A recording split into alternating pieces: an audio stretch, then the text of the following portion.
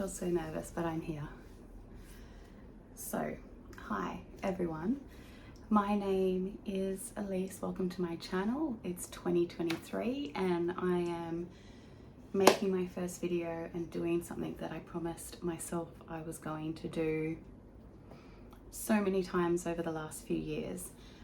So originally I had filmed some content and I thought that I would launch my channel, even though no one's gonna watch this until my channel's a success. I'm manifesting, but I thought I would launch my channel with some more lighthearted content, or some kind of more clickbait content, and see what would happen. But instead I'm here and we're gonna have a sit down chat for my first video, because that's what feels, I guess, authentic to me. It feels like that's what I need to do so that in the future, the first video of my channel, one of many, because I'm going to be consistent, is me introducing myself and telling you a little bit about why I'm here and what I hope to create and how I want you to feel when you come to watch my content. So when I first decided that I wanted to start a YouTube channel, it was soon after I'd had my daughter. She's just over 2 now. Soon after I'd had my daughter, and my reasons were that I wanted to record and create content that would be, edited, beautiful memories of her and her, our family and our time together while she was small. And then I thought it's also a way for me to create an income which would allow me to be at home with her full time, because that is something that I want to do, and that that's how we want to parent. My reason now is a little bit different, and I think that it is different because I'm doing this for me now, as well as for those other reasons. I think that I want to, going through the journey I've just gone through in the last couple of years, I want to talk about it in a space where I can create a community of women and men maybe, but women that need to, hear what I'm saying or see that content, or get inspiration, or feel validated, or feel understood and seen. And I think that I love YouTube so much. I have so many YouTubers that I chew up their content. It makes me so happy. It motivates me. It inspires me. It makes me feel wonderful. But at the same time, I have moments in my life, I think, that I don't see. And maybe there's a reason that you don't see them, and maybe I'm going to find that out. Maybe as I share my life and kind of the highs and the lows, maybe I'm going to realize that there's a reason that content isn't there. But at the same time, I feel like it would be unmaintainable for me to not have conversations, real conversations about, the raw stuff and the real stuff, and maybe the stuff that isn't, days at the beach or days on the boat, or, sunshine, and, that sometimes there is those rainy, cloudy days that that you just need to get through, I guess, is the best way of saying it. So I had, like I said, my daughter's almost 2. Oh, sorry, just over 2. She was 2 in November. It's January now, 2023. And when she was about 8 months old, I started to feel not myself, is how I'm going to describe those first feelings. I didn't feel like I was in my skin. I felt separate to myself, is the best way, I think, to describe it, those first initial feelings for me.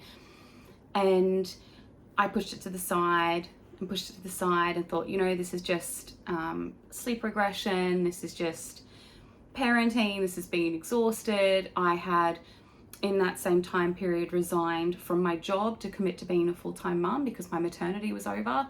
And so I think that I thought, okay, well, I'm processing that. I'm processing that shift in identity and shift in where I'm going to get validation, or my ambitions have shifted, and processing all of that, I think, which women go through, which maybe I'll touch again on in a couple of minutes. But then those feelings got progressively worse, and it became serious anxiety about going out, seeing people, daily tasks, not feeling capable, feeling overwhelmed. And I've heard the term overwhelmed is associated so much with parenthood that I think that when you have that feeling of being overwhelmed, you just think, okay, well, this is just the way that it is. You know, these feelings are just, everyone feels them. Everyone talks about this. This is just the way that it is. And it progressively became crippling. And I called the doctors, and I got put through, and I had phone appointments with doctors because we're in, coming out of a pandemic at this stage. Backstory, at this stage, we were still living just outside of London. So we migrated to Australia in June of 22. So at this stage, we were still living just outside of London in the UK. So COVID is still kind of like not happening in the same way, lockdown or anything like that, but it's still very much, we're still testing to fly and stuff like that. So you're doing phone appointments with the doctors. That's the direction that they're pushing you, unless it's an emergency, that's the direction that they're pushing you in. So I had a phone call with the doctor, and he was really kind, and he gave me some ideas of things to do, and I threw myself into them. So get outside and walk every day, get to the gym, have personal time, have time away, like separate from your baby, have that kind of me time, which feels which just felt so crazy. Like the cure can't be to be away from my baby that I need to be with. Do you know what I mean? But anyway, that's what I'm doing. I'm going to the gym on my own. I'm going for walks with her at nap time. I'm getting up early and going for walks on my own. Bearing in mind that it's super cold at this point in the UK. We're coming out of summer now. It's getting really, really cold. So I'm out and about, and it still was progressing and becoming more and more crippling, and I don't know how else to describe it other than it was just paralyzing at some stages. I just felt like I was, and I'm gonna just get a little bit emotional, but I felt like I was drowning in my own head, which is someone who, if you knew me, you would know, like, that is the craziest idea, that I would be unhappy or not confident or have anxiety. My career was so people driven. I was the head of training in a pub company, so I was with 3 or 4 pub teams every day. I was the person that everyone, ran to talk to, and would train people when they entered the company. I would deliver group sessions and run training days and cocktail competitions. And so and that was my personality. Like, I loved that so much. And so to then become someone that couldn't think, like, I couldn't manage the idea of getting ready to go outside and go to the shops. Like, it was just so foreign to me to feel that way. And so I called the doctor again and just cried, and still didn't get an in-person appointment, and just was told that I needed to talk to someone. And I was like, well, I'm talking to you, and I think that there was just no kind of resolution at that point. And then it was just after Izzy's first birthday, actually, so it was kind of mid-November 21, I broke out and I use the term broke out, but like this rash came over from kind of like my chest upwards. It came up my neck, through kind of like my hairline, over my face, and it was so aggressive and so fast, and it came over my eyelids and it closed my eyes. and my eyes were really swollen, and there was no kind of change in routine. There was no different skincare products. You know, I was breastfeeding still, so I was using really minimal skincare, really clean products, you know, really clean products in our washing up and washing clothes. And there was no introduction of anything new. And I thought, right, this is 100% my body telling me, stop. You know, you need to listen now. And I just felt it. Like, as soon as I saw it present itself like that, I was like, okay, no, like I'm not okay. And I think that up until that point, I had been in a mindset that I could get myself okay. I could work through this. I could move through this. You know, if I do those hard gym sessions, if I'm eating right, if I'm giving, you know, everything that I kind of knew that my body needed to be at optimum level health-wise, you know, I was doing all of that.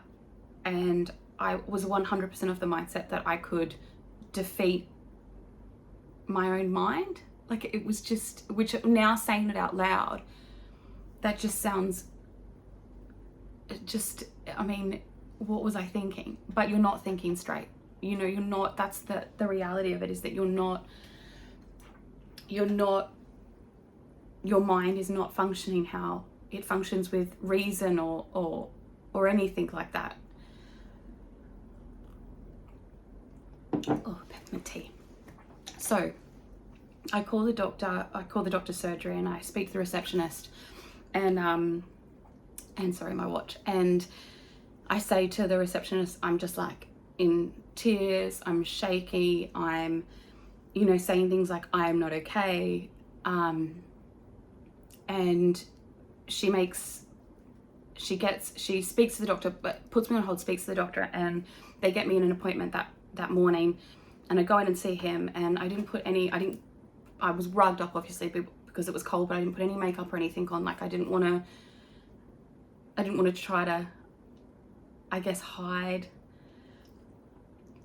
what was happening. And so sorry, I'll just take my watch off so it's not beeping at us. Izzy's at my daughter's at grandma and granddad's today and tonight for a sleepover, and they send us like 45-minute updates on everything that she's doing. So it's just my dad, it's just her granddad going, and now she's having lunch. Now she's playing with the dog, which I love, but we'll take my watch off and it won't interrupt anymore. So I get into the doctor's, and not to be dramatic, but I had on these big sunglasses, and I take my sunglasses off, and he just looks at me, and I just looked at him, and I just said, like, I am not okay. And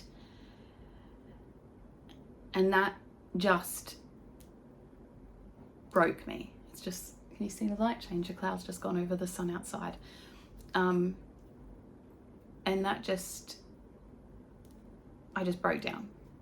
I was crying, I couldn't breathe, I couldn't talk. I just kept saying, I'm not okay, I'm not okay, I'm not okay. And he was so gentle and so kind. And he sat there and he let me calm down, and we took way longer than an emergency appointment, bless, but he was really, really kind. And he just looked at me and he said, what you're feeling, other women have felt before. It is not unusual. It is not your fault. It is not anything you've done or could have done differently. And I think that, and just even thinking like that, getting told that by a medical professional, because obviously I'd had, you know, really open conversations with my partner, and I didn't hide anything from him. And, you know, we spoke about it where I was at all the time, and he was always checking in. But when a medical professional says to you, like, there's nothing you've done or could have done differently, this is chemical, this is your body, this is out of your control, you just think, okay, I'm not well. And we discussed what options there were for me moving forward. And I just want to preface this by saying that I'm not advocating for medication. or antidepressants for anyone. Everyone knows their own body differently. Everyone has their own, you know, reasons for wanting to do or not do things, and I completely respect that. But my decision with my doctor was for me to go on to medication, and they were a form of antidepressant. So I go on to antidepressants, and we take a little while. He gives me a dosage, and then we up the dosage slightly, and I find this I found that my mind was clear again. I felt like fog had gone. Really negative, nasty fog, because for me that anxiety presented itself as hugely negative self-talk and self-critique that would cripple me. I would be so overly critical of the way I was parenting, my body, what I was doing every day. And I think that for me, a mantra, I would talk to my girlfriend I had a friend that had a little girl around the same time as me, and we would, you know, talk through all of this, and I would say my mantra really had to become that my productivity does not measure my worth. Because for me, coming from a role or a career where every day was crazy and switched on, from, you know, I worked all through COVID.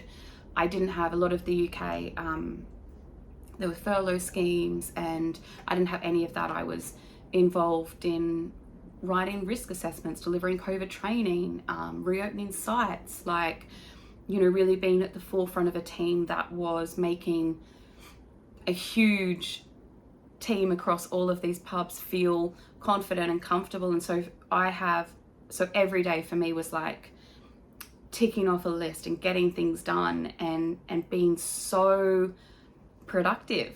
And to then be in, I guess, a space where sometimes the only thing I did that day was keep Izzy alive, although that is the most important thing that I will ever do now, is keep her happy, safe, and well. For me, I think there was a real battle internally that I wasn't achieving, and I really had to learn to change my internal dialogue, I think, and the way that I spoke to myself. And definitely going on to medication gave me the space in my head to do that, which wasn't there before. So fast forward to 2022, the beginning of 2022. So I'm on medication. We had decided to move back to Australia, and I have dual citizenship. My little girl has dual citizenship, obviously, and my partner we had to start the visa process for my partner. So we start the visa process, and we started that in 21, to be honest, but it really started to become lawyers, medicals, paperwork, police checks in 2022. And so we're going through all of that, and we're packing up our life, and we're having those like farewell conversations. And we get to Australia early June of 22, and I'm able just to catch my breath, because we're here now, and I have come off medication. So I'm no longer on antidepressants, and I'm still a work in progress, I think, with regards to that negative self-talk and self-critique. I think that still presents itself sometimes, especially now that Izzy is 2 and so much more confident and capable, and, you know, she still needs me constantly, but it's a different type of need. It's you know, she wants more engagement from me now rather than dependency on moving or anything like that. So now I think that while my reasons for starting this channel originally was, you know, to be a full-time carer for her, and to record those memories and create this platform that she might look at one day, or that we can watch or go back and watch, or just even to have the videos made and saved. I think that my reason now has dramatically shifted, and I'm in a space, I'm sitting in here in the new year, I'm recording this video, which is huge for me, that it's a really, really brave act. And I'm giving myself that sitting here and saying all of this and posting it publicly is a really brave act. And 2023 is my year of getting my mind back, getting myself back, and starting to now look to creating new ambitions and goals and sense of achievements, and you know, all of the things that I think that I've been missing while being a mum. I want to start giving that to myself now, and this is the way that I'm going to do it. So while I was at home with Izzy, I did study diploma in nutrition, and I'm really passionate, have always really been passionate about food, and I've just really started to explore the world of additives and preservatives, and I've just finished a course on that. And so I think that I'm now absolutely launching this channel to track my journey, and not my comeback, because I'm coming back differently. You know, like, I'm not aspiring to be anything that I was before I was a mum or before I went through postnatal depression, but I'm really feeling inspired to be fulfilled, completely fulfilled again in all aspects of my life. And I want to bring, you know, I want to bring whoever wants to come, whoever wants to hear those messages, whoever wants to see that content, you know, what it means to kind of come through that, and what that looks like, and how I did it. And still, you know, there are still off days. I had a day last week where I just closed the curtain in the bedroom, and Izzy went to her grandparents, and Aaron was at work, and I was just not okay that day. And I understand now that that is part of, could always be part of my mental well-being, could be just to listen to myself when I have those days, and when I need to just check out, and just sit in it, and then be okay the next day, or not. It is what it is. So here I am, laying it bare, starting my channel. Yeah, and I'm excited to be here. And if this sounds like a journey that you want to follow, or if this sounds like a journey that maybe you're on yourself, or maybe you're further along than me, maybe you're just starting, maybe you've just started to feel a bit not like you're in your own body, you know, and you need to see content, or want to see content where, hey, we talk about that, and we validate that, and we say that it's okay to be like that, you know, amongst all of the other craziness that is my life of having a 2-year-old full-time on the Gold Coast. So did I mention that? Did I mention we moved to the Gold Coast in Australia? So the last 6 months of the year were, yeah, moving to Australia, buying our house, and getting a dog. So there's a lot to see. So yeah, I'm gonna leave it there. I've got some other content to edit. So the next video is going to be what it looks like to try to clean your pantry and house out, and get all your Christmas decorations away with a 2-year-old. So get ready for that, because it is actually, the entire reel could just be a blooper reel, because she is just, as soon as she sees the camera, she's like, tries to be in it, and she's so sweet. So you'll meet her, which is fantastic, and you'll meet Rosie, our dog. And yeah, let's do this.